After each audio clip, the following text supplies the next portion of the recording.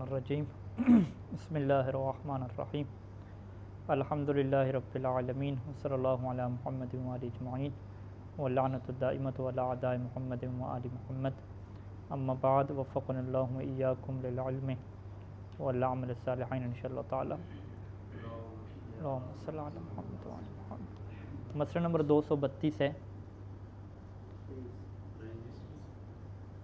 223 معذرت 223 لا فرق فیما ذکر من التحریم المؤبد مع العلم والبطلان مع الجہل بین یکون الاحرام لحج واجب او مندوب او لعمرۃ واجبۃ او مندوبۃ ولا بین یکون حج و عمرۃ۔ یہاں پہ گفتگو ہماری یہ چل رہی تھی کہ جو بندہ محرم ہو جاتا ہے، یعنی احرام پہننے کے بعد اعمال شروع کر دیتے ہیں، تو جب تک وہ اپنے اعمال مکمل نہیں کرتا وہ محرم کہلاتا ہے، چاہے وہ حج چھوڑ کے آ جائے پاکستان وغیرہ اتار بھی دے، تو اس محرم کے لیے جو ہے وہ نکاح کرنا کیا ہے، حرام ہوتا ہے۔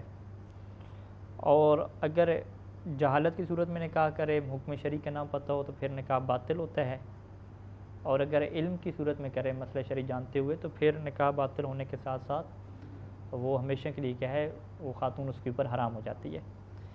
کہتے ہیں کہ لا فرق فیما ذکر، یہ جو ہم نے حکم ذکر کیا تھا، کیا حکم ذکر کیا تھا کہ من التحریم المؤبد مع العلم، کہ اگر تو اسے حکم شرعی کا پتہ ہو پھر وہ نکاح کرے تو ہمیشہ کے لیے تحریم مؤبد آئے گی، بیوی ہمیشہ کے لیے حرام ہو جائے گی۔ والبطلان مع الجہل، اگر وہ حکم شرعی سے جاہل تھا تو یہ عقد کیا ہوگا، باطل ہوگا۔ یہ جو ابھی ہم نے حکم بیان کیا ہے اس میں کوئی فرق نہیں ہے کہ بین ان یکون الاحرام، کہ وہ جو اس نے احرام باندھا تھا وہ واجب حج کے لیے ہو یا مستحب حج کے لیے ہو، عمرہ واجبہ کے لیے ہو جو منت وغیرہ کا ہوتا ہے، یا مندوبہ کے لیے ہو، ولا بین یکون حجہ و عمرۃ لنفسی، اور اس میں کوئی فرق نہیں ہے کہ حج اور یا عمرہ وہ اپنی طرف سے کر رہا تھا او نیابت عن غیرہ، یا کسی کی نیابت میں کر رہا تھا۔ تو اگر احرام اس نے باندھ لیا ہے اور اس کے بعد محل نہیں ہوا تو نکاح کیا ہے، یہی حکم کیا باقی رہے گا۔ یجوز للمحرمۃ ان تتزوج ولو کان الرجل محلا، لا یجوز، وہی میں کہہ رہا تھا یجوز کہتے ہیں، لا یجوز ابھی بیان کیا اس کا، اچھا مطلقاً کا، محرم کا، مرد کا، ابھی خاتون کا بھی بیان کر رہے ہیں کہ اگر خاتون جو ہے وہ محرمہ ہے، علیکم السلام ورحمۃ اللہ وبرکاتہ، علیکم السلام ورحمۃ اللہ، اگر خاتون محرمہ ہے تو اس کے لیے جائز نہیں ہے کہ ان تتزوج، کہ وہ شادی کرے، ولو کان الرجل محلا، اگرچہ جو رجل ہے وہ کیا ہو، احرام میں نہ ہو، ولو فعلت باطل العقد مطلقا، اور اگر وہ ایسا کرے تو عقد کیا ہوگا، باطل ہوگا، مطلقاً کیا ہوگا، باطل ہوگا عقد۔ مطلقاً کیا مطلب، چاہے اسے حکم شرعی کا علم ہو یا حکم شرعی کا علم نہ ہو، عقد کیا ہوگا، باطل ہوگا۔ ومع علمها بالحرمت، اور حرمت کے علم کی صورت میں کیا اس کا وہی مسئلہ ہے کہ جو پہلے مرد کی نسبت سے بیان کیا تھا، کہ اگر اسے حکم شرعی کا علم ہوتا تھا اور وہ نکاح کرتا تھا تو وہاں پہ کیا ہے، حرمت ابدی ہوتی تھی۔ کیا خاتون جو ہے وہ ایک ایسے مرد سے شادی کر رہی ہے جو حالت احرام میں نہیں ہے اور اسے مسئلہ شرعی کا پتہ بھی ہے، چلیں عقد تو باطل ہوگا، لیکن باطل ہونے کے ساتھ ساتھ کیا وہ مرد ہمیشہ کے لیے اس پر حرام ہوگا یا نہیں ہوگا، ٹھیک ہے۔ تو صحیح ثانی نے یہاں پہ احتیاط واجب لگائی ہے کہ احتیاط لازم کے طور پہ تحرم علیہ ہے کہ یہ خاتون کیا ہے، اس مرد کے اوپر کیا حرام ہو جائے گی، خاتون حرام ہو جائے گی یا مرد حرام ہو جائے گا، بات ایک ہی ہے۔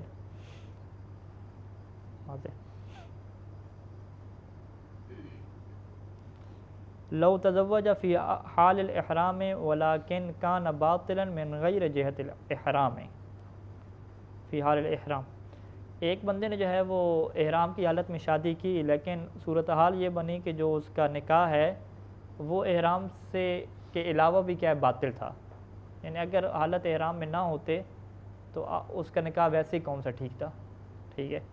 کالزواج باخت زوجہ، جیسے وہ اپنی سالی سے نکاح کر رہا تھا، اخت زوجہ، تو اخت زوجہ سے ویسے ہی نکاح حرام ہے چاہے وہ حالت احرام میں نہ بھی ہو۔ اول خامسۃ، یا جو ہے وہ پانچویں بیوی کر رہا تھا، ٹھیک ہے۔ فحل یوجب التحریم، اب یہ بحث ہے کہ یہ نکاح جو نکاح باطل ہے، کیا باطل نکاح حرمت کا سبب بنتا ہے یا حرمت کا سبب نہیں بنتا، یہ پیچھے بات آئی تھی، ٹھیک ہے، شادی شدہ عورت سے نکاح کرنا، عدت میں نکاح کرنا، تو وہاں پہ بھی صحیح سیستانی نے جو موقف اپنایا تھا کہ اگر اس کو نکاح کہا جاتا ہے، اگرچہ یہ فقہی طور پہ باطل ہے لیکن عرفی طور پہ اسے نکاح کہا جا رہا ہے، ابھی نکاح تو کیا ہے اس نے، وہ نکاح کیا بنے گا؟ سبب بنے گا، حرمت کا سبب بنے گا، لیکن احتیاط واجب کے طور پہ۔ اور اگر یہ ایسی صورتحال ہو کہ اصلاً اسے نکاح ہی نہ کہا جائے، یعنی اس کو باطل نکاح ہی نہ کہا جائے، ٹھیک ہے، علیکم السلام ورحمۃ اللہ، جیسے جو ہے وہ نکاح آپس میں وہ کریں نہیں بلکہ آپس میں طے کر لیں کہ ہم شادی شدہ زندگی کی طرح کے آپس میں رہیں گے، ایگریمنٹ کر لیں آپس میں، تو اس ایگریمنٹ کو آپ کوئی نکاح ہی نہیں کہتا۔ تو یہ جو ایگریمنٹ کرنا ہے رہنے کا، جسے نکاح ہی نہیں کہا جاتا، باطل نکاح ہی نہیں کہا جاتا، تو یہ پھر کیا ہے؟ حرمت کا سبب نہیں بنتا، یعنی ہاں منگنی کو نکاح نہیں کہتے، ٹھیک ہے، منگنی وغیرہ کر لیں، کوئی اور سسٹم کر لیں کہ جسے نکاح ہی نہیں کہا جاتا۔ تو یعنی کہنے کا یہ مطلب ہے کہ جو ہم نے پڑھا ہے کہ نکاح اگر انسان کرتا ہے تو بیوی ہمیشہ کے لیے حرام ہو جاتی ہے، شادی شدہ سے عدت کے دوران جو بھی ہو، وہ اگر نکاح صحیح ہے، اس کے علاوہ یعنی یہ مشکل کے علاوہ شادی شدہ نکاح نہیں ہو سکتی، اس کے علاوہ اگر ساری شرائط اس کے اندر موجود ہیں، وہ نکاح صحیح ہے، تو وہ بطور فتویٰ کہ کیا ہے؟ حرمت کا سبب بنتا ہے۔ اور اگر وہ نکاح باطل ہے تو وہاں پہ صحیح ثانی کی کیا احتیاط واجب ہے، اور اگر وہ نکاح ہی نہیں ہے، ٹھیک ہے، تو وہ پھر کچھ بھی کیا اثر انداز نہیں ہوتا۔ یہاں پہ پہلے بھی اشارہ کیا تھا کہ علم اصول فقہ میں ایک بحث آپ پڑھیں گے کہ جو الفاظ ہیں کیا وہ صحیح کے لیے وضع ہوئے ہیں یا عام کے لیے کیا وضع ہوئے ہیں، تو وہاں پہ اگر آپ کہتے ہیں کہ الفاظ عام کے لیے وضع ہوئے ہیں، تو اب جب فقہ میں کہا جا رہا ہے کہ نکاح کیا کرتا ہے؟ رشتے کو حرام کر دیتا ہے، ہمیشہ کے لیے حرام ہو جاتی ہے، تو اس نکاح کو جب شریعت نے استعمال کیا تو اس نے شریعت نے کیا اس نکاح کو صحیح شرائط کے لیے استعمال نہیں کیا، بلکہ کس کے لیے استعمال کیا؟ عام میں کیا استعمال کیا؟ صحیح اور باطل دونوں کے لیے کیا یہ لفظ استعمال ہوا ہے۔ تو اس نظریے کے مطابق چونکہ عام کے کہہ لیں اصولی، تو اس وجہ سے یہ فتویٰ آتا ہے یا احتیاط واجب لگتی ہے کہ نکاح کی اندر شرائط موجود نہ بھی ہوں تو پھر بھی یہ کیا بنتا ہے؟ موجب تحریم بنتا ہے۔ تو یہاں پہ سیسانی نے کیا فرمایا کہ فی اشکال، کہ یہ جو نکاح باطل ہے اس کے علاوہ دیگر شرائط بھی اس کے اندر موجود نہیں ہیں، تو اس میں اشکال ہے۔ اشکال میں کیا ہوتا ہے؟ فلا تترک مراعات و مقتضی احتیاط فی ذالک، جو احتیاط کا تقاضا بنتا ہے اس کو ترک نہ کیا جائے۔ احتیاط کا تقاضا کیا بنتا ہے؟ کہ اس کے ساتھ نہ رہے، شادی نہ کرے کبھی بھی، اور کیا کرے جی؟ اسے طلاق بھی دے، طلاق دے یا نہ دے، طلاق کی بات نہیں ہے، نکاح تو فاسد ہے نا، نکاح جب ہر صورت فاسد ہے طلاق کی ضرورت نہیں ہے، احتیاط کا ایک ہی تقاضا بنے گا کہ اس کے ساتھ کبھی بھی شادی نہ کرے۔ نعم لو کان بطلانہ لفقد بعض الارکان، لیکن اگر نکاح باطل ہو اس وجہ سے کہ جو بعض ارکان نکاح کے ہیں وہی موجود نہیں ہیں، یعنی کیا مطلب بعض ارکان؟ یعنی بحیث لا یصدق علیہ الزواج، کہ اس کو اصلاً عرف کے طور پہ زواج ہی نہ کہا جائے، اس سے شادی ہی نہ کہا جائے، اسے منگنی کہا جائے، فرینڈشپ کہا جائے، کچھ اور کہا جائے، تو لم یوجب الحرمہ، تو جو ایسا ایگریمنٹ ہے، ایسا جو رشتہ انہوں نے بنایا ہے جس کو زواج اور شادی نہیں کہا جاتا، نکاح نہیں کہا جاتا، تو یہ کیا ہے؟ حرمت کا سبب نہیں بنتا۔ یجوز للمحرم، ابھی ہم نے کیا کہا کہ جو محرم ہوتا ہے، حالت احرام میں ہوتا ہے، وہ نکاح نہیں کر سکتا، لیکن اگر اس نے طلاق دی ہوئی ہے تو کیا وہ طلاق میں رجوع کر سکتا ہے یا رجوع نہیں کر سکتا؟ علیکم السلام ورحمۃ اللہ۔ تو صحیح ثانی کیا فرماتے ہیں کہ یجوز للمحرم الرجوع فی الطلاق فی العدت رجیت، عدت رجی میں تو رجوع ہوتا ہے، تو عدت رجی میں محرم کیا کرتا ہے جی؟ جائز ہے اس کے لیے رجوع کرنا۔ وقضا یجوز لہو، اسی طریقے سے جائز ہے کہ ان یوکل محلا، کہ وہ کسی ایسے کو وکیل بنائے کہ جو محل ہو، حالت احرام میں نہ ہو، اسے وکیل بنائے۔ وکیل بنائے کب؟ یہ خود کیا ہے؟ حالت احرام میں ہے، ٹھیک ہے، ابھی اس کے کیا ہے؟ کچھ اعمال رہتے ہیں، محل نہیں ہوا، اس نے پہلے ہی کیا مولانا صاحب سے طے کر دیا بھی آپ میرا نکاح پڑھیں گے، تو مولانا کہتے ہیں بھی آپ حالت احرام میں ہو، کیوں ایسا کر رہے ہو؟ ٹھیک ہے، اگر ایسا کرو گے تو وہ خاتون ہمیشہ کے لیے حرام ہو جائے گی، تمہیں فکر کرنی چاہیے، حالت احرام میں ہوئی، اعمال تمہارے پورے نہیں ہوئے۔ وہ کیا کہ نہیں، میں اب بھی آپ کو وکیل نہیں بنا رہا کہ ابھی آپ میرا نکاح پڑھ دیں، جب میرا حج ختم ہو جائے گا، میں محل ہو جاؤں گا، تو پھر آپ کیا پڑھیے گا؟ میرا نکاح پڑھیے گا۔ اسے کیا کہتے ہیں کہ حالت احرام میں فقط وہ وکالت کر رہا ہے، وکیل بنا رہا ہے نکاح کے لیے۔ تو کیا یہ اتنا سخت مسئلہ ہے کہ حالت احرام میں وکیل بنانے سے جو ہے وہ بیوی حرام ہو جاتی ہے یا کام خراب ہو جاتا ہے؟ تو کہتے ہیں نہیں، ایسا مسئلہ نہیں ہے۔ یجوز لہ، اس کے لیے جائز ہے کہ ان یوکل محلا، کہ وہ کسی محل کو وکیل بنائے، فی ان یعقد لہ بعد احلالہ، کس بات میں؟ کہ وہ اس کا عقد کرے گا کب؟ بعد احلالہ، کہ جب یہ محل ہو جائے گا۔ بل وقضا، بلکہ اسی طریقے سے جائز ہے کہ ان یوکل محرما، کہ وہ کسی محرم کو وکیل بنائے، لیکن کس بات میں کہ فی ان یأخذ لہ بعد احلالہما، کہ وہ اس کا عقد پڑے گا کب؟ جب احلالہما دونوں کیا ہو جائیں گے؟ محل ہو جائیں گے. دونوں محل ہو جائیں گے تو پھر کیا ہے؟ جائز ہے. ہاں مقابلہ، مقابلہ ایگریمنٹ آپ کہتے ہیں، ایگریمنٹ کر رہے ہیں. مقابلہ کی شاید تعبیر استعمال نہ ہو، ٹھیک ہے، یعنی ابھی سے وکالت ابھی سے دے رہا ہے اسے، لیکن وہ ابھی اسے وکیل بنا دیا، فیس وغیرہ دے دی، پیمنٹ، لیکن اس نے کب یہ کام کرنا ہے؟ ہفتے بعد کرنا ہے. ایڈوانس بکنگ آپ کہتے ہیں، ٹھیک ہے. مقابلہ یعنی ٹھیکے کے معنی میں اگر آپ کہیں تو ٹھیک ہے، ٹھیک ہے. الامر الثامن، 8واں امر، ٹھیک ہے. یہ کون سے امور پڑھ رہے ہیں کہ جس میں خواتین سے کیا ہوتا ہے؟ نکاح حرام ہوتا ہے. تو 8واں امر جو آخری بیان کر رہے ہیں وہ کیا؟ لعان کا مسئلہ ہے. لعان کی جو ہے وہ تفصیلی بحث موجود ہے، اور اس میں جو ہے وہ صورتحال یہ بنتی ہے کہ شوہر جو ہے وہ تہمت لگاتا ہے بیوی کے اوپر، قذف جسے کہتے ہیں، کہ یہ بچہ جو ہے وہ میرا نہیں ہے، کسی اور کا ہے. اور اس صورت میں اگر یہ حاکم شرع کے پاس جائیں اور ایک دوسرے کے اوپر لعنت بھیجیں کہ اگر یہ میرا بچہ نہ ہوا تو تیرے اوپر لعنت ہے، اور اس طریقے کے وہاں پہ صیغے لکھے ہوئے ہیں، اگر اس طریقے کی صورتحال ان کی بن جائے حاکم شرع کے پاس، جس کی تفصیل بعد میں آئے گی، تو اب یہ بیوی اس کے اوپر ہمیشہ کے لیے کیا ہو جائے گی؟ حرام ہو جائے گی. اسی طریقے سے جو ہے وہ انسان کی بیوی ہے جو بول نہیں سکتی، گونگی اور بہری ہے، اس کے اوپر اگر کوئی زنا کی تہمت لگاتا ہے اس کا شوہر اپنا، تو وہ بھی کیا ہمیشہ کے لیے حرام ہو جاتی ہے. تو لہٰذا کیا اللعان وما بحکم ہی، لعان کی تفصیل کیا بعد میں تفصیلی طور پہ آئے گی. اذا تلعن الزوجان امام الحاکم شرعی، حاکم شرعی کے سامنے زوجان میاں بیوی تلعنا ایک دوسرے کے اوپر لعنت بھیجیں. لعنت بھیجنے پہنچ کے حاکم شرعی کے پاس لڑائی ہوئی کیا؟ ہم کہتے ہیں ہاں لڑائی ہوئی، یہ نہیں ہوئی برتن دھونے والی، ٹھیک ہے. لڑائی یہ ہوئی ہے کہ بچے کے اوپر کیا ہے اور زنا کی کیا تہمت لگی ہے، اور وہ انہوں نے حاکم شرع کے پاس جو ہے وہ جا کے ایک دوسرے کے اوپر لعنت بھیجی ان شرائط کے مطابق جو کتاب لعان میں آئیں گی. تو اب صورتحال کیا بنے گی کہ انفاصلہ طلاق کے بغیر ہی جیسے لعنت بھیجیں گے ایک دوسرے کے اوپر، یہ دونوں کیا ہو جائیں گے؟ جدا ہو جائیں گے. اور یہ جدائی بھی ایسی ہے کہ حرمت المرأۃ علی الرجل مؤبدا، خاتون مرد کے اوپر ہمیشہ کے لیے حرام ہو جائے گی. ہاں وہ آپس میں لعنت کرتے رہیں، چاہے گالیاں دیتے رہیں، ٹھیک ہے، کچھ حرمت نہیں آئے گی.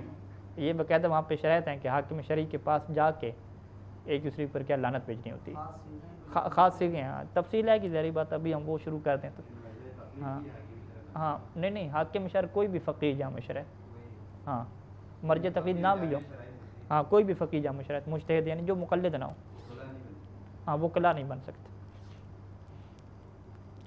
اذا قذف الزوج امرأة الخرساء، کہ اگر جو ہے وہ زوج شوہر قذف کسے کہتے ہیں؟ زنا کی تہمت لگانا،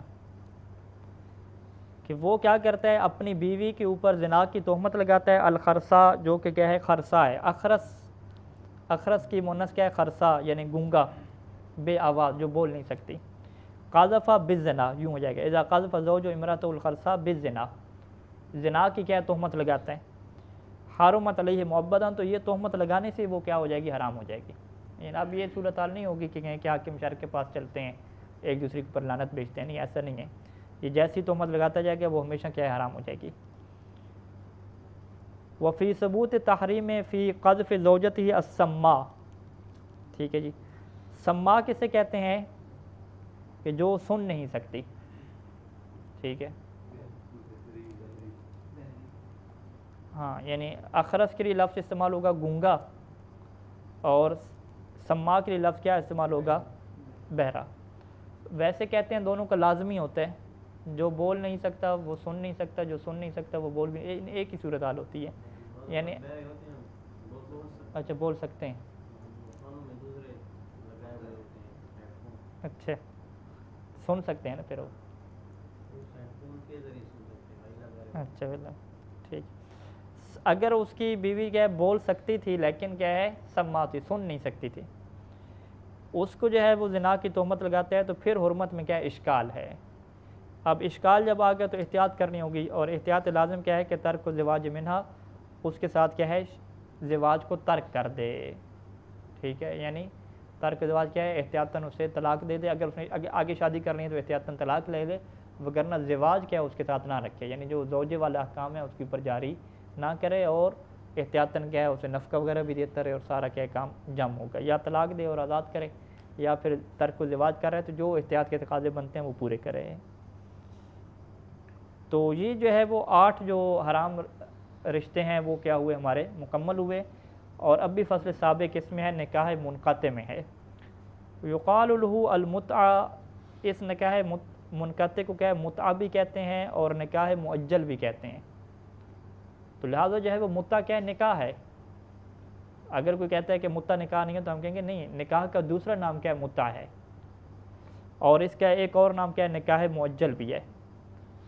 اور یہ قانون ہے کہ النکاح المنقطع کا نکاح الدائم، کہ نکاح منقطع کیا ہے؟ نکاح دائم کی طرح ہے، تمام شروط میں، ساری چیزوں میں جو بھی ہم نے بیان کی ہیں۔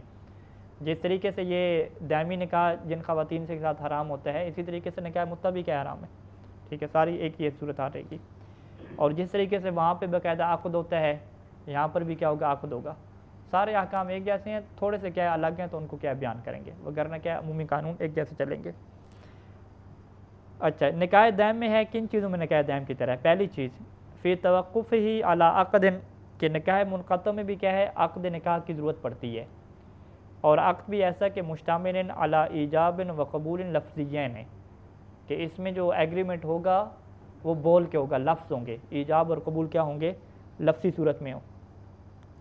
فلا یکفی فی وقوعہ، نکاح منقطع کے واقع ہونے کے لیے کافی نہیں ہے مجرد رضا القلب من الطرفین، کہ دونوں راضی ہوں دلی طور پہ۔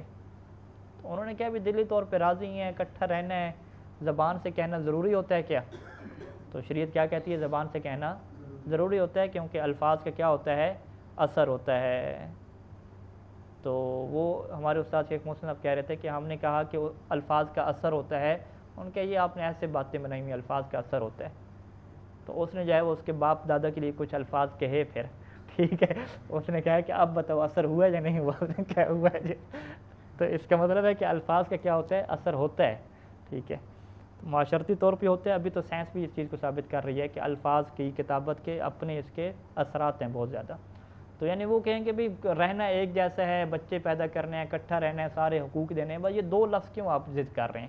انکاح تو قبل تو، ان پہ آپ نے سارا رکھا ہوا ہے سسٹم۔ آپ انکاح تو قبل تو کو چھوڑیں، وہ پورے 2 ورقے آپ کو سائن کر کے دے رہے ہیں، ایگریمنٹ، ساری شرائط وغیرہ، بڑا پکا کام ہو رہا ہے، ٹھیک ہے۔ آپ کہیں گے نہیں، جو شریعت میں ہے وہی چلے گا، بھی اسی کی تاثیر ہے۔ تو رضائے قلبی کافی نہیں ہے، اور احتیاط واجب کے طور پہ سیستانی کے مطابق کتابت بھی کیا کافی نہیں ہے، میسجنگ کے ذریعے سے، کتابت کے ذریعے سے۔ اگر بول کے کہہ رہے ہیں پھر تو ٹھیک ہے، فقط میسج کیا کہ انکحتو کا، ٹھیک ہے، اس نے آگے سے جو ہے وہ بھیج دیا قبل تو، ٹھیک ہے۔ تو اس طرح کیا ہے نکاح احتیاط واجب کے طور پہ نہیں ہوگا۔ اب جب احتیاط واجب آ گئی تو احتیاط واجب میں تو کام پھنس جاتا ہے، تو یہاں پہ احتیاط کے تقاضے پورے کرنا ہوتے ہیں۔ احتیاط کے تقاضے کیسے پورے ہوں گے؟ کہ احتیاطاً طلاق دے اگر نہیں رکھنا، یہی ہے نا۔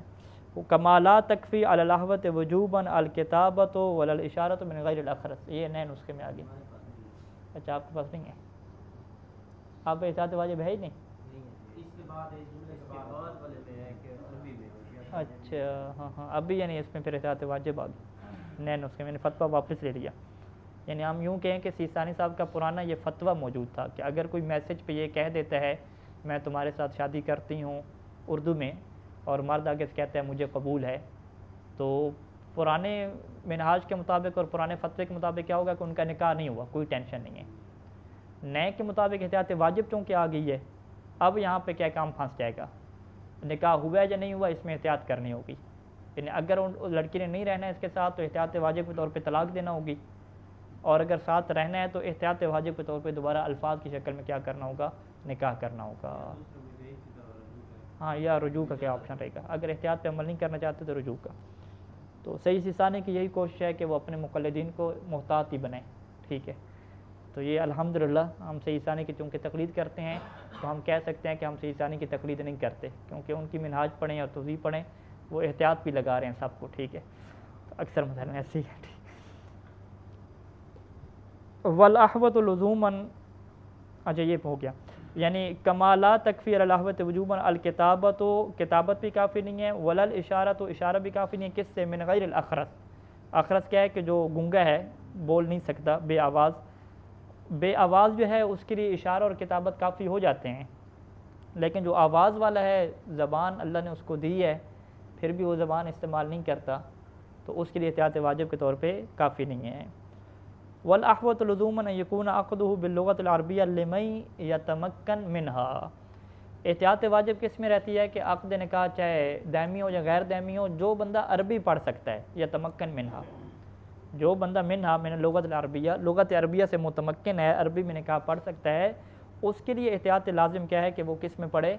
لغت عربی میں پڑھے، اور جو عربی میں نہیں پڑھ سکتا اس کے لیے وَيَكْفِي غَيْرُهَا مِنَ اللُّغَاتِ الْمُفْهِمَةِ لِمَعْنَاهُ فی حق کے غیر المتمکن منہا، جو غیر متمکن منہا یعنی جو عربی میں نہیں پڑھ سکتا، اب عربی میں نہیں پڑھ سکتا تو اسے آپ کہیں کہ بھائی سیکھو، آپ سیکھنا اس کے لیے ضروری نہیں ہے، عربی میں نہیں پڑھ سکتا تو اس کے لیے کافی ہے کہ وہ کسی بھی زبان میں کیا اپنا نکاح پڑھ دے، کسی بھی زبان میں ایسے الفاظ کے ذریعے سے کہ المفہمۃ لمعناہ، جو نکاح کے معنی کو کیا سمجھاتے ہوں، جیسے لفظ شادی ہے، ٹھیک ہے، اور انگلش میں آ جائیں لفظ میرج ہے، ٹھیک ہے، ان میں کسی لفظ کو استعمال وہ کر سکتا ہے، اردو میں لفظ نکاح بھی ہے تو اس کو بھی استعمال کر سکتا ہے، ٹھیک ہے، فی حق کے، اس کے لیے غیر متمکن منہا، وَإِن تَمَكَّنَ مِنَ التَّوْكِيلِ، اگرچہ جو ہے وہ مولانا صاحب موجود ہیں، فیس بھی تھوڑی لے رہے ہیں، ٹھیک ہے، تو سیزانی نے فرمایا کہ اگرچہ وکیل بنانا ممکن بھی ہو پھر بھی وکیل بنانا ضروری نہیں ہے، تو یہاں سے کھاتا کیا ہو جاتا ہے؟ نکاح خواہ حضرات کے قبول ہو جاتے ہیں، ٹھیک ہے، تو سارے اردو میں پڑھنے لگ جائیں گے، ان کا کیا ٹینشن ہے ابھی اس بات کی۔ تو اسی وجہ سے وہ جو اہل سنت کے نکاح کے جب سوال آتا ہے تو ہم کیا کہتے ہیں کہ ان کا نکاح اردو میں ہوتا ہے، چونکہ تو اردو میں ہوتا ہے اور وہ عربی میں نہیں پڑھ سکتے، باقاعدہ وہ کہہ رہے ہوتے ہیں مجھے نکاح قبول ہے، ان سے مولوی صاحب کہتے ہیں، خاتون بھی کہتی ہے مجھے نکاح قبول ہے، مرد بھی کہتا ہے، ایجاب یعنی بعض کا مولوی صاحب کی طرف سے ہوتا ہے، قبول اس کی طرف سے ہوتا ہے، تو یہ اردو والا نکاح ہو جاتا ہے ان کا، کیونکہ وہ کون سا عربی میں پڑھ سکتے ہیں۔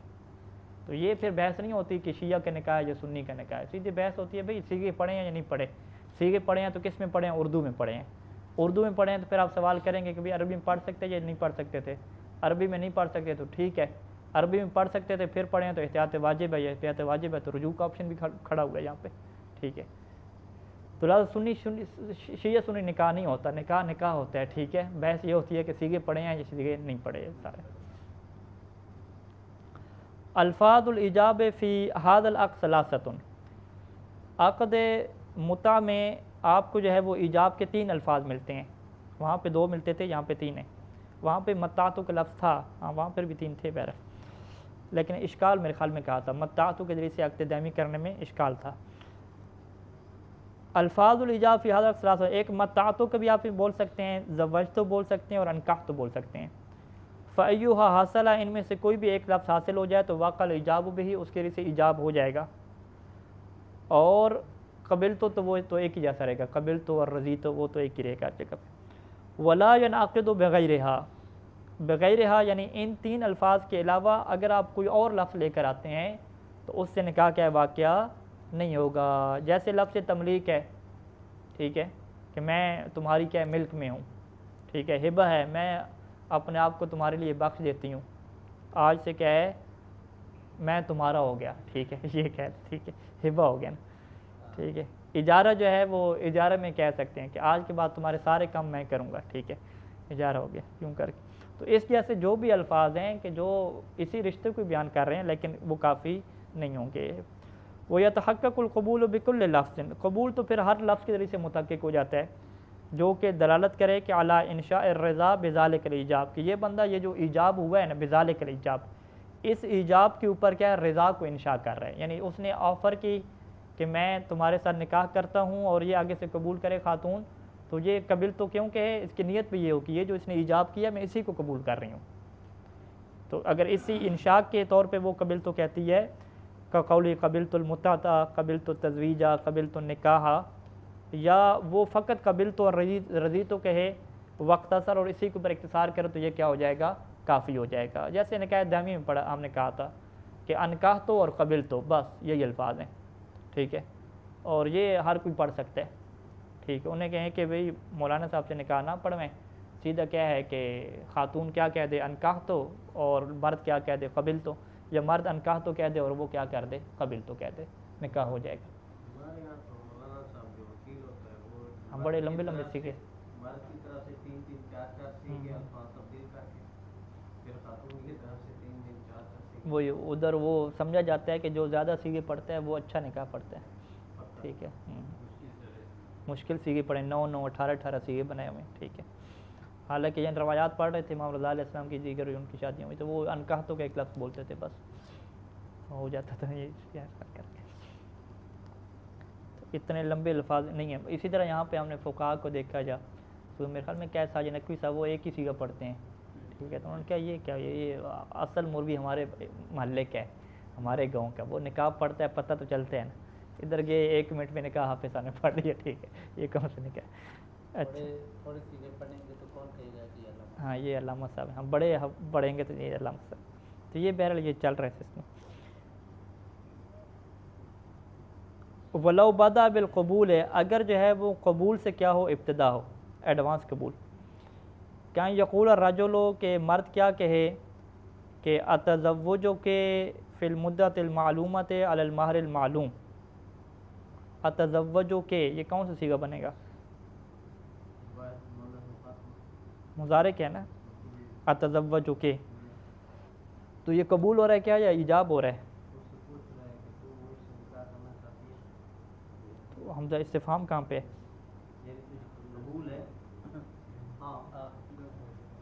تو وہ ہو گیا نا، اس کا اپنا متکلم والا ہو گیا نا، اتزوجو، ٹھیک ہے۔ اتزوجو کے فی المدت المعلومۃ المہر المعلوم، میں نے تمہارے ساتھ شادی کر لی مدت معلومہ میں مہر معلوم کے اوپر، خاتون کہے کہ ٹھیک ہے نام، تو اس سے کہتے ہیں کہ یہ قبول سے کیا ہوئی ہے، ابتدا ہوئی ہے۔ او یقول الرجل، یا جو ہے وہ رجل یوں کہے کہ قبل تو تزویج بے کا، یہ دوسرا جو صیغہ ہے نا یہ واضح ہے کہ قبل تو تزویج بے کے فی المدت المعلومت علی الصداق المعلوم، ٹھیک ہے جی۔ مرد نے اس سے کہہ دیا کہ مجھے جو ہے وہ تمہارے ساتھ شادی کرنا قبول ہے، ٹھیک ہے جی، یعنی ابھی تک خاتون نے کہا ہی نہیں ہے، اس نے سیدھا کہہ دیا جی مجھے تمہارے ساتھ نکاح کیا قبول ہے، ٹھیک ہے۔ اور خاتون کیا کہ زوجتو کا نفسی کہے، یہ بھی کیا درست ہے، صحت درست ہو جائے گا۔ تو دوسرا تو کیا واضح ہے، اس میں مرد پہلے کیا کر رہا ہے، قبل تو تزویجہ کر رہا ہے، قبل تو تزویجہ بے کے فی المدت المعلومت علی الصداق المعلوم، اور خاتون کیا کر رہی ہے بعد میں ایجاب کر رہی ہے، زوجتو کا نفسی صحت، تو صحیح ہو جائے گا۔ پہلی والی صورت میں دیکھیں کہ قبول کیسے ہو رہا ہے، پہلے ولو بدا بالقبول ہے کہ یقول الرجل، تو یہ قبول کیسے ہو رہا ہے پہلے، یہ واضح ہے آپ کے لیے؟ مجھے تو نہیں یہ واضح ہوا۔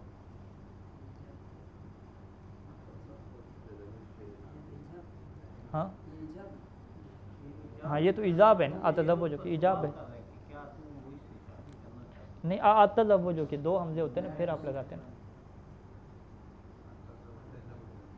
تو خاتون بھی تو نام کا ہے، نام قبول کو دلالت کرتا ہے، یعنی جو پہلی مثال لگ رہی ہے اس میں مرد ایجاب کر رہا ہے اور خاتون کیا کر رہی ہے، قبول کر رہی ہے، ٹھیک ہے۔ تو لہٰذا جو پہلی مثال ہے وہ اس کی ہے کہ ایجاب پہلے ہے قبول بعد میں ہے، اور دوسری مثال کیا ہے اس کے الٹ ہے، دوسری مثال میں قبول پہلے ہے اور ایجاب بعد میں۔ ہاں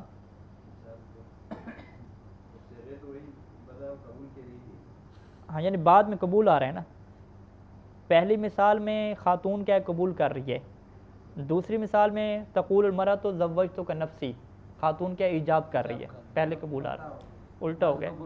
ہاں یعنی یہ 2 مثالیں دی ہیں، 2 مثالیں دی ہیں، ایک مثال سیدھی دی ہے اور دوسری کیا اس کے الٹ دی ہے۔ کہنا یہ چاہتے ہیں شاید کہ ایجاب قبول دونوں طرف سے،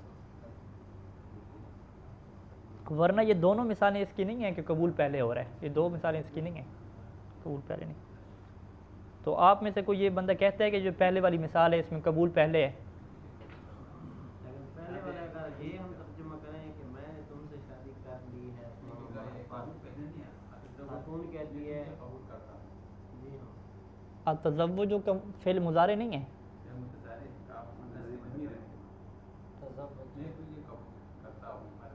میں نے تجھے قبول کیا، یعنی التزوج کو معنی قبول کرنا ہے.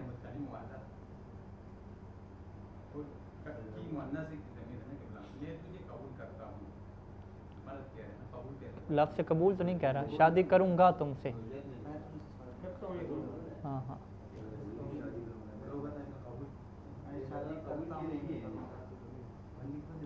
اس کو یعنی مستقبل کے معنی میں بنا رہے ہیں. التزوج جو کہ میں تم سے مستقبل میں شادی کروں گا, تو شادی کروں گا ہی کہہ رہے ہیں نا, مستقبل میں ایجاب ہو گیا نا, ہو تو ایجاب ہی رہا ہے نا, چاہے وہ مستقبل کی بات کرے یا حال کی بات کرے, کر تو وہ التزوج ہو زواج کی پیشکش کر رہے ہیں, قبول تو نہیں کر رہے ہیں. قبول اور مثال تو دوسری بنی ہے نا. قبول کیا ہے کہ مجھے قبول ہے تم سے شادی,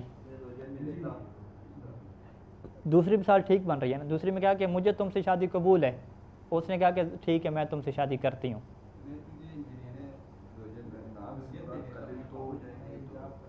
اور نام کا مطلب ہی قبول کرنا ہوتا ہے نا.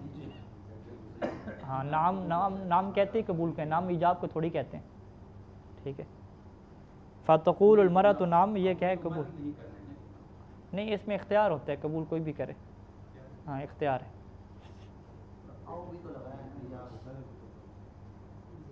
او کر دیا نا. ہاں او کا مطلب کیا ہے, دو مثالیں, یعنی جو ہاں ولو بدا بالقبول, اگر کوئی کہے قبول کے ساتھ ابتدا کرے. اب کہیں یقول الرجل, یہ ابتدا بالقبول کی مثال نہیں ہے. ٹھیک ہے, یہ دو مثالیں دے دی کہ دونوں میں کیا آپشن ہو سکتا ہے. ایجاب پہلے ہو قبول بعد میں ہو, یہ بھی ہو سکتا ہے, یا جو ہے وہ قبول پہلے ہو ایجاب بعد میں ہو, یہ بھی ہو سکتا ہے. اب پہلی مثال کون سی تھی, ایجاب پہلے تھا قبول بعد میں تھا, پھر او لگا کے اس کی الٹ دے دی کہ قبول پہلے تھا اور ایجاب کیا ہے بعد میں تھا. تو یہ دونوں کے آپشن ہو سکتے ہیں. صلی اللہ علیہ محمد و آلہ اجمعین.